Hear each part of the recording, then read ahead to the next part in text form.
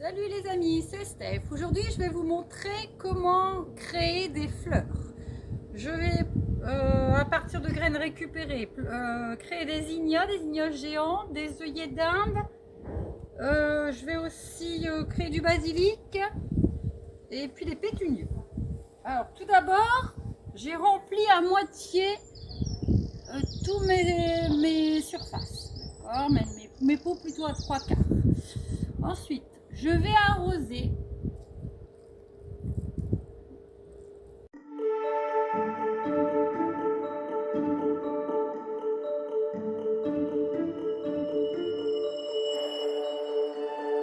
Voilà. Voilà, il faut bien arroser et après on n'arrose plus. Là, c'est terminé. Donc là, je vais aller chercher mes graines. Donc d'abord, je vais semer du basilic. Voilà. Donc ça, je vais le mettre en pot directement parce qu'il n'aime pas être piqué. Donc je le mets directement dans le pot. Alors comme ça marche pas à tous les coups, je vais mettre quand même pas mal de graines. Alors les graines, vous voyez, c'est des petits de sphères comme ça.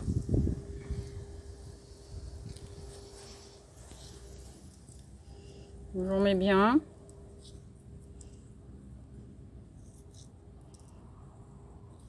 Voilà. Alors le secret du basilic, c'est qu'il n'aime pas tellement l'eau, il adore la chaleur. Donc on a mis de l'eau une fois, on n'en remet plus. Ensuite je vais aller chercher du terreau et je vais recouvrir de terreau. Je mets un peu de terreau par-dessus, juste pour recouvrir la graine. Je ne tasse pas, je n'arrose pas. Voilà. Et là c'est terminé. Je vais ensuite aller chercher une soucoupe. Voilà, donc là j'ai plus de coupelle, mais on peut mettre une coupelle, j'ai mis une assiette. Et il faudra mettre de l'eau, mais il faut laisser au moins 8 jours comme ça, quand ça sera sec au doigt. Et l'eau, il faut la mettre ici. Il ne faut surtout pas arroser le basilic. Il n'aime pas l'eau, il prend l'eau par le bas. Il faut pas, donc vous ne devez surtout pas arroser le pot, sinon vous n'aurez jamais de basilic. Voilà, il aime avoir très très chaud. Donc ce pot, dans un premier temps, je vais même le mettre derrière ma baie vitrée. Comme ça, je vais pouvoir surveiller et mettre de l'eau quand vraiment ça sera nécessaire. Voilà, donc là, j'ai fini le basilic. Ensuite, je vais aller chercher d'autres graines. Donc là, ce sont des ignas. Alors là, ce sont carrément les fleurs. Je m'embête pas. J'ai récupéré dans les fleurs. Voilà, la graine, c'est ça. Mais je plante tout, je m'embête pas. Je trie plus maintenant. Je plante parce que c'est tout le contenu de la fleur. Je plante comme ça, je m'embête pas du tout. Vous voyez, ça c'est la fleur. C'est la fleur et en fait, si on va à l'intérieur, on a les graines que j'ai récupérées très sèches. Je les ai fait sécher, je les ai mis dans une enveloppe. Voilà. Puis je les trie plus, c'est trop long. Donc là, je sème tout. Je sais qu'il n'y a pas forcément énormément de graines.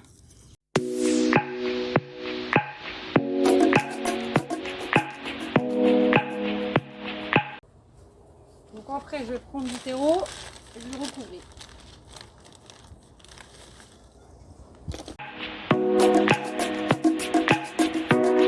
C'est fini pour les ignas.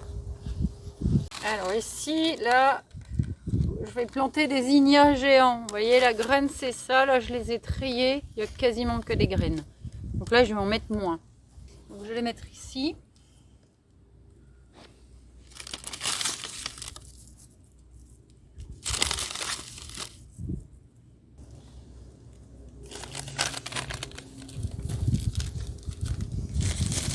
Voilà, là, c'est les fleurs de pétunia que j'ai ramassées l'année dernière, en octobre.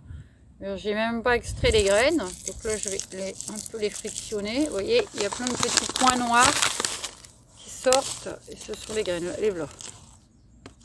Donc là, je vais éviter de mettre la fleur parce que c'est un peu gros. Pour les ignas, je ne m'étais pas embêtée, j'avais mis la fleur. Donc là, je les écrase. Donc ça, c'est les pétunias violets. Ah, celui-là, c'était beau. Je vais les mettre à part.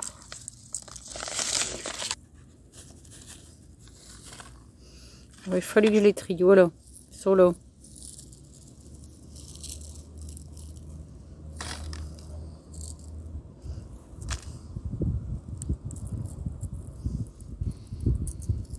Je suis en train d'écraser la fleur. Là, j'en ai vraiment pas mal. Vous voyez, j'ai tout ça. Ça suffit largement. Voilà, maintenant je vais mettre des œillets d'Inde. Les graines, c'est les bâtons. C'est des bâtons noirs et blancs. Voilà, la graine est assez grosse. Donc là, elle ne peut pas s'enfoncer. Alors là, pareil, je vais en mettre plein. Je vais en mettre pas. Là, elles sont triées, donc il n'y a pas de fleurs. Alors là, je vais planter des rudbeckia. J'ai beaucoup plus de difficultés à en obtenir. C'est une culture moins facile. Donc, je vais mettre dans des pots.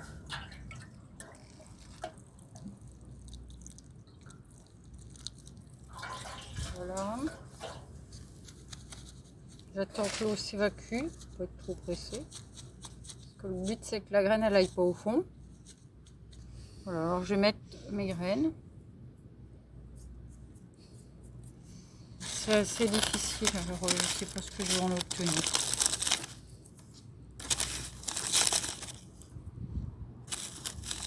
Elle date de 2016, je sais pas ce que je vais avoir. Voilà, je vais faire que 4. Voilà, là tout est recouvert. Maintenant il faut mettre au chaud dans une serre pendant 15 jours. Bon, ça fonctionne aussi à l'extérieur en plein soleil, mais ce sera plus long. Voilà, comme actuellement on est quasiment en mai, ça peut pousser hors d'une serre. Si vous avez aimé, n'hésitez pas à mettre un like sur ma chaîne YouTube et à rendez-vous dans 15 jours pour le repiquage.